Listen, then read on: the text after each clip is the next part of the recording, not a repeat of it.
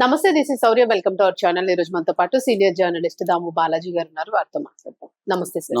Sir, మనం గతంలో చర్చించుకున్నాము ఆ ముగ్గురు ఆడపిల్లలు ఒకేసారి బిల్డింగ్ మీద నుంచి దూకి చనిపోవడం. సో వాళ్ళు ఒక గేమ్ కి సంబంధించి ఇంటరాక్ట్ అయ్యాను అనుకున్నాం. బట్ దాని వెనుకతల ఫాదర్ హిస్టరీ కూడా ఉంది అని చెప్పేసి అంటున్నాం. సో ఏంటి సార్, అంటే ఇంకా ఇంకా డెప్త్ గా పోయే కొద్ది చాలా డీటెయిల్స్ వస్తున్నాయి ఆ కేసులోని. యాక్చువల్ గా ముగ్గురు చిన్న పిల్లలు వాళ్ళు, ఇందులో 16 ఏళ్ళు, 14 ఏళ్ళు, 12 ఏళ్ళు.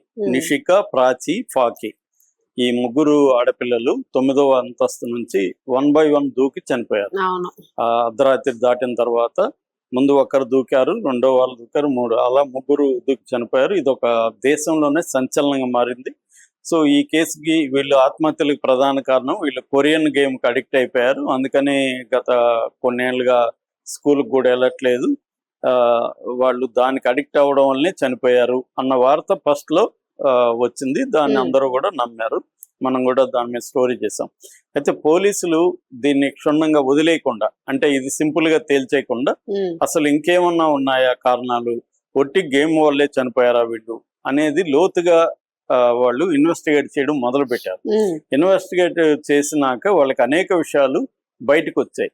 ఇది అంత సింపుల్ కేసు కాదు, ఓన్లీ గేమ్ వల్ల వీళ్ళు చనిపోలేదు, దీని వెనక వేరే కారణాలు ఉన్నాయి, ముఖ్యంగా ఫాదరు ప్రధాన కారణము అనేది వాళ్ళు తేల్చారు. చాలా బాగా నాకు ఈ మధ్య కాలంలో నచ్చింది ఏంటంటే, ఇన్వెస్టిగేషన్ చాలా బాగా చేశారు పోలీసులు. ఒక సైకలాజికల్ యాంగిల్లో, సోషలాజికల్ యాంగిల్లో, అన్ని యాంగిల్స్ లో కూడా ఈ కేసుని ఒక క్రైమ్ ని కాకుండా దీని వెనక సామాజిక పరిస్థితులు ఉన్నాయి.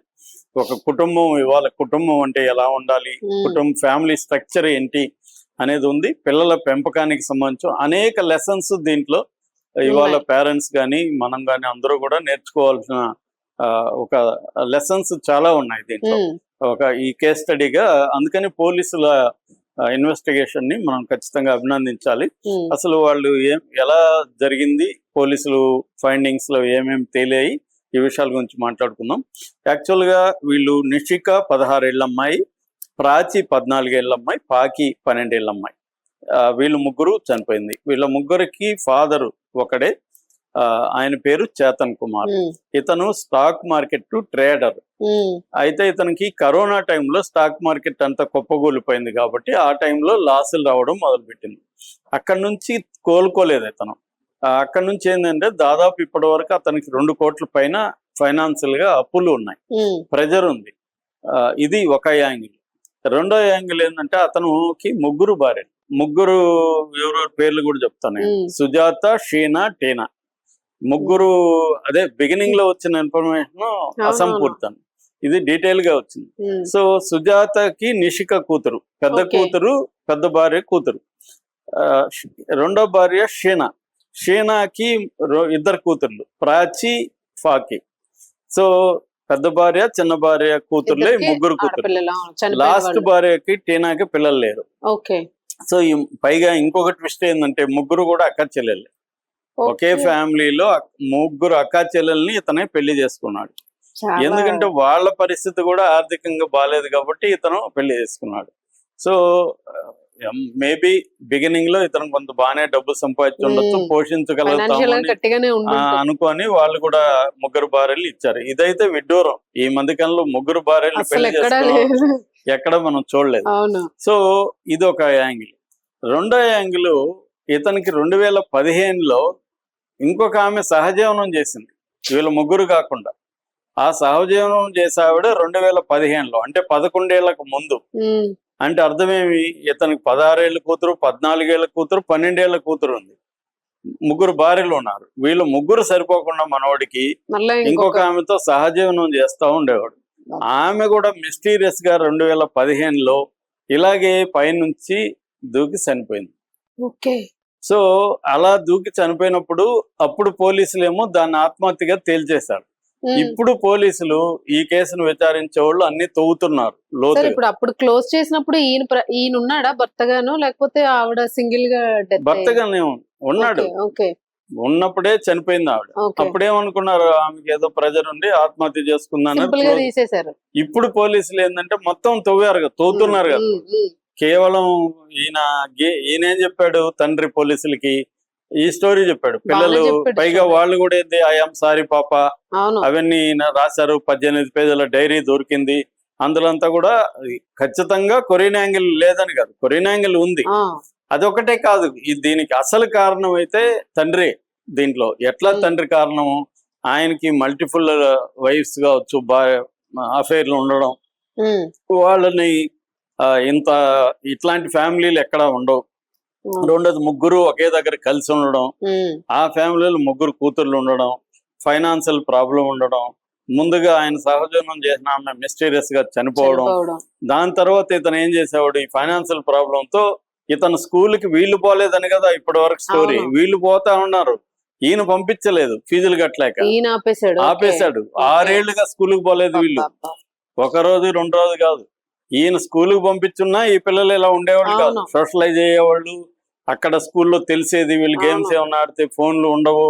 రెండోది లైఫ్ ఉండేది వాళ్ళకి. సో ఈయన అందువల్లే ఈయనే కారణం. ఈయన స్కూల్కి పోలేదు, చివరికి వీళ్ళు ఫోన్లు కూడా ఈయన అమ్మేసుకున్నాడు ఉమ్. డబ్బుల కోసం. వీళ్ళు వాడే ఫోన్లు కూడా ఇప్పుడు ఫ్లాట్ మరి డబ్బులు లేవు, ఫ్లాట్ కూడా రెంట్దే.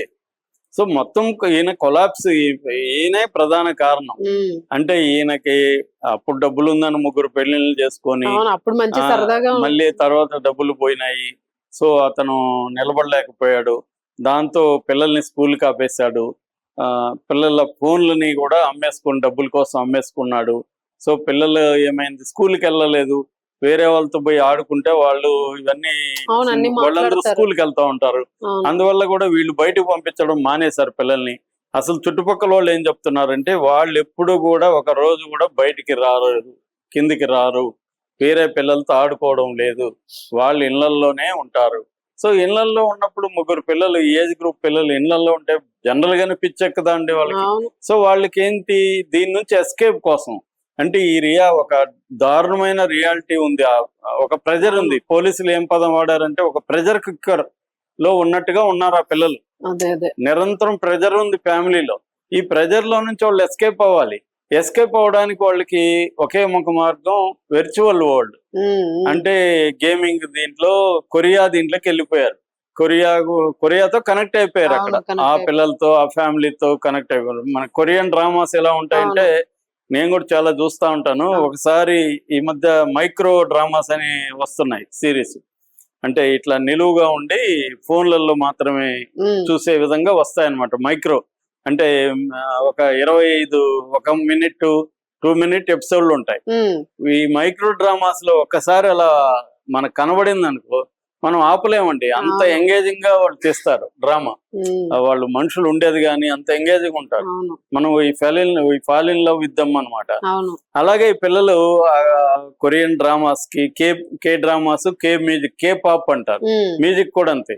సో అలాగా Korean life, Korean food, Korean music, Korean dramas లకి వీళ్ళు వెళ్ళిపోయారు. అవును. ఏ స్థాయిలో వెళ్ళిపోయారంటే, వీళ్ళు తాము కొరియన్ గర్ల్స్ గాను, అంటే we are Korean trapped in the bodies of Indian అని కూడా రాసుకున్నారు వాళ్ళు. ఓకే.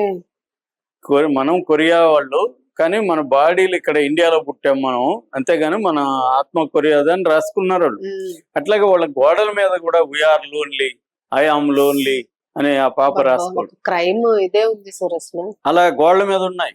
ఉమ్, సో పోలీసులు ఇవన్నీ చూసి నాకనే వాళ్ళకి అర్థమైంది. అట్లాగే ఇంకొక యాంగిల్ ఏంటంటే, వీళ్ళ నాన్న వీళ్ళని తీవ్రంగా కొట్టేవాడు. వాళ్ళు అది కూడా రాసుకున్నారు. ఒక మాట ఏం రాసుకున్నాడు, death is better than beating అని రాసుకున్నారు. అంటే ఈ దెబ్బల కంటే మేము చనిపోవడమే మేలు అనేది కూడా రాసుకున్నారు. ఆ రోజు చివరి రోజు కూడా వాళ్ళు తల్లి ఫోన్ కోసం ట్రై చేశారు. ఫోన్లు లేదు, తండ్రి కొడుతున్నాడు, తల్లి ఫోన్ తీసుకొని గేమ్స్ ఆడదాం అనుకున్నారు, అది ఇవ్వలేదు ఆమె. వాళ్ళు కూడా వాళ్ళ టెన్షన్ ఉంటది, ముగ్గురు భార్య హస్బెండ్ ఎలా ప్రొటెక్ట్ చేసుకోవాలని ఉంటది. ప్రొటెక్షన్, వాళ్ళ ఫ్రస్ట్రేషన్ అన్ని పిల్లల మీద చూపిస్తారు. అవును. అందువల్ల ఈ పిల్లల్ని ఎవరు పట్టించుకోలేదు, పైగా కొడుతున్నారు. వీళ్ళకి ఎస్కేప్ కావడానికి కూడా ఫోన్లు కూడా లేవు. ఆ రోజు కూడా ట్రై చేశారు. ఈ ఫ్రస్ట్రేషన్ పిల్లలు ఎప్పటి నుంచో వెళ్తూ ఉంది. ఈ పిల్లలు యాక్చువల్ గా కొరియా మీద ఎట్లా అయిపోయారంటే, మార్చుకున్నారు పేర్లు. పెద్ద పాప పేరు మరియా అని, రెండో పాప పేరు అలీజా అని, మూడో పాప పేరు సిండి అని కూడా వాళ్ళు మార్చుకుని అలాగే పిలుచుకుంటారు.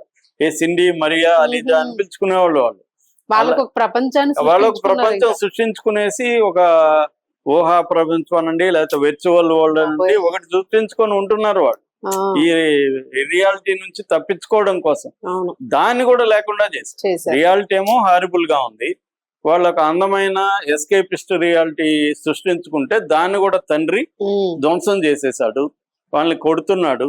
సో ఉమ్, ఇది రియాలిటీ దుర్భరం, తండ్రి కొడుతున్నాడు, వేరే ఆల్టర్నేటివ్ వాళ్ళకి లేదు. లేదు, ఏం చేయాలి? సో దీంట్లో నుంచి వాళ్ళు రాశారు కూడా, మేము హౌ వి లవ్ కొరియా అనేది నీకు అర్థం కాలేదు, అవును. మా డెత్ నీకు ప్రూవ్ చేస్తుంది అని కూడా రాసుకున్నారు ఓహో. డైరీలో. ఓకే. అంటే వాళ్ళ ఫ్రస్ట్రేషన్, వాళ్ళంతా ఎక్స్ప్రెసివ్ ఉన్నారు పిల్లలు, అన్నీ చెప్తున్నారు. అవును. తండ్రి గాని తల్లులు గాని దాన్ని పట్టించుకొని, అరే పిల్లలు ఇలా ఉన్నారు, మన లైఫ్ పిల్లల్ని మనం ఎలా 6 ఏళ్ళుగా స్కూల్ పంపించుకున్న ఆ. తండ్రి ఎవడన్నా ఉంటాడు ఈ కాలంలో?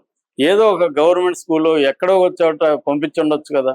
అంటే క్లియర్ గా తండ్రి కారణము అవును. అనేది పోలీసులు తెచ్చారు. అంటే ప్రధానంగా అప్పులు, ఫ్యామిలీ స్ట్రక్చర్ లో ఉండే ఆ ప్రెజరు, ఉమ్, తర్వాత sudden separation from the phones and world, ఆ ప్రపంచంలో రియాలిటీ ఘోరంగా అవును. ఉంటే దానికోసం ఒక ఫాంటసీ వరల్డ్ లెక్క వాళ్ళు వెళ్ళారు. ఉమ్, దాన్ని కూడా లేకపోవడం, ఇదంతా పోలీసులు చాలా నీట్ గా ఒక Elaborate సైకలాజికల్ ఆటోప్సీ లాగా చేసి ఉమ్. బయటికి తీసుకొచ్చారు. సో ఇప్పుడు పిల్లల్ని ఎలా పెంచుకోవాలి, ఎలా So, గమనించుకోవాలి అనేది అంటే ఒక పిల్లలకి సోషలైజేషన్ చాలా ఇంపార్టెంట్. అవును. వేరే పిల్లలు కొట్టుకొని వాళ్ళు పిచ్చుకొని ఏమన్నా జరగని కానీ వేరే పిల్లలతో కలపడం ఇంపార్టెంట్. మనం అవును. ఎంతసేపు వాళ్ళని చదువను ఇంట్లో కూర్చోబెట్టకూడదు, అవును. పిల్లల్ని ఆడుకోవడానికి వదలాలి, మనం తీసుకెళ్ళాలి, అవుటింగ్ తీసుకెళ్ళాలి. అవును. మన డబ్బులను బట్టి, నువ్వు డబ్బు లేదు మామూలు దగ్గరికి వెళ్ళు. వాళ్ళు ఎంత మెంటల్ చాలా. స్ట్రెస్ సో భరించారు నాకు తెలిసి. ఇవేవి చేయకపోతే పిల్లలు ఆ. వాళ్ళు చాలా డైనమిక్ గా ఉంటారు, చిన్నపిల్లలు ఆ. హైపర్ గా ఉంటారు. ఇవన్నీ వాళ్ళని బంధించేస్తే, ఒక జంతువులను బంధిస్తేనే ఎలా జూకి వెళ్తే మనకు తెలుస్తుంది అవును. జంతువులను బంధిస్తే ఎలా ఉంటాయి అవన్నీ. అంత ఫ్రస్ట్రేషన్, అంత ఇరిటేషన్ అవన్నీ ఉంటాయి కదా. చిన్నపిల్లలు వీళ్ళు. సో ఆడపిల్లలు మంచి ఏజ్ ఏజ్ వాళ్ళకి 16, 14, 12. సో అందుకని వాళ్ళ బాండ్ కూడా ఏంటంటే, వాళ్ళు ముగ్గురు స్నానం చేసిన ముగ్గురు కలిసి అవును. చేస్తారు, పడుకున్న ముగ్గురు కలిసి ఒక దగ్గర. అంతగా వాళ్ళు ముగ్గురు ఒక బాడీ లాగా, బాడీ వేరు కానీ ముగ్గురు ఒక మైండ్ లాగా అయిపోయారు వాళ్ళు. సో అయిపోయి వాళ్ళ ప్రపంచాన్ని తీసుకొని వాళ్ళు దాంట్లో బతుకుతున్నారు. దాన్ని ఇతను లాగేసుకున్నారు. ఇంకొకేసారి అందరూ సో అందుకని పేరెంట్స్ అంటే ఇదే అవును. అయితే అందరూ ఉండరు ఇలాగా. ఇది Maybe కొంత చెప్పలేం అబ్నార్మల్ సార్, మన గానీ ఈ చుట్టూ మధ్య కాలంలో ఎంతో కొంతమంది ఉంటుండొచ్చు. ఈ మధ్య కాలంలో మేము ఆ మధ్య కూడా ఒక ఇంట్లో నుంచి పారిపోయే పిల్లల మీద డాక్యుమెంటరీ తీసాం. ఇప్పటికీ యూట్యూబ్ లో ఉంది, ప్లాట్ఫామ్ అవును. నెంబర్ 8 అని కొడుతూ వస్తుంది. అందులో మేము కారణాలు, ఆ ఆర్గనైజేషన్ సాతి అనే ఒక బ్రహ్మాండమైన ఆర్గనైజేషన్ ఉంది. వాళ్ళు మళ్ళీ ఇలా దొరికిన పిల్లల్ని తల్లిదండ్రులకు అప్పగిస్తారు, వీళ్ళకి కౌన్సిలింగ్ ఇస్తారు, తల్లిదండ్రులకు కూడా కౌన్సిలింగ్ ఇస్తారు, ఒక 1 year మానిటర్ కూడా చేస్తారు వెళ్ళినాక వీళ్ళు ఎలా ఉన్నారు ఏంటని. సో దాంట్లో వాళ్ళ ప్రధాన కారణం అని చెప్పింది 40% చదువు ప్రెజర్ ఉంటే, మిగతా బ్రోకన్ ఫ్యామిలీస్, కుటుంబాల మధ్య అంటే భార్యాభర్త గొడవలు, లేకపోతే ఇళ్లలో గొడవలు, ఫోకస్ చేయలేకపోవడం, ప్రెజర్ అనేది పిల్లల మీద పెరిగిపోతుంది. చదువే ఇప్పుడు ప్రెజర్, అది కాకుండా మిగతా ప్రెజర్ కూడా పిల్లల మీద పెరగడం, పిల్లలకి సోషలైజింగ్ లేకపోవడం, ఇవన్నీ వాళ్ళ కారణాలు. దాంతో వాళ్ళు ఇష్టం వచ్చినట్టుగా వాళ్ళు